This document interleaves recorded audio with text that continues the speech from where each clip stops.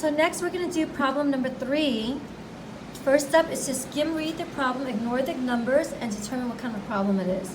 A garden table and a bench cost $1,000 combined. The cost of the garden table is 3 times the cost of the bench. What is the cost of the bench?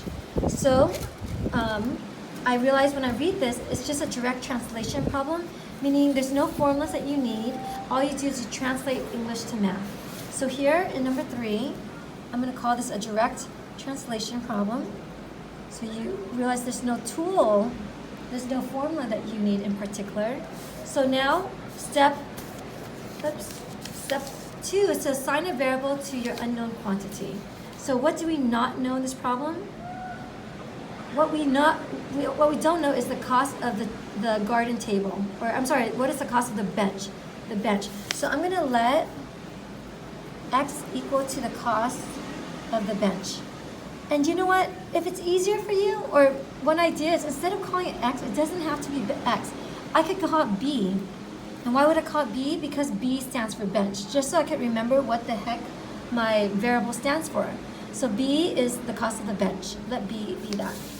Okay, step 3 is the hardest step, which is to now carefully read the problem, pay attention to the numbers, translate English to math, and as a result, you're going to create equations and remember to use a variable from step 2.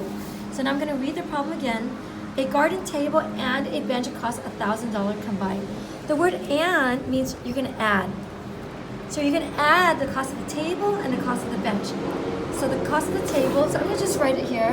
The cost of the table plus the cost of the bench is equal to $1,000 because it's $1,000 combined, meaning you add these two. We already know that bench is going to be, the cost of the bench is going to be the letter B. So I'm going to put B for bench. Okay, the cost of the garden table is 3 times the cost of the bench. So the garden table here is 3 times the cost of the bench. So 3 times the cost of the bench, the table is going to cost 3 times B. So I'll say that again. It says the cost of the garden is 3 times the cost of the bench. So that means the table is 3 times the bench. 3 multiplied by b, so 3b. So 3b plus b is equal to 1,000. Voila, there is your equation. Again, that's the hardest part of the problem. Once you get through that, you go to step 4, which is just to solve the equation for your variable and then answer the question. So here, I'm going to solve the equation for b. So these two on the left-hand side, I'm going to combine like terms. So that gives me 4b. So 3b plus 1b is 4b. Is equal to 1,000. Okay, and I divide by 4 on both sides. So as a result, this becomes a 1 here. B is equal to $250. So it's a cost, I put dollars. So the cost of the bench is $250 is your answer. Now, I want you to always keep in mind that you could always check your work when you're dealing with equations.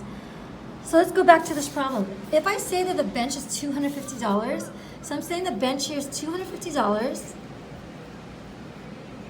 I'm saying that the cost of the garden is 3 times the cost of the bench. So the cost of the garden table, 3 times 250, 3 times 250 is going to give me $750. So my question then, in checking this, does $750 plus $250 give me $1,000? Yes, sir, it does. $750 plus $250 does indeed give me $1,000. So that's how you make sure that your problem or your answer makes sense by checking your work.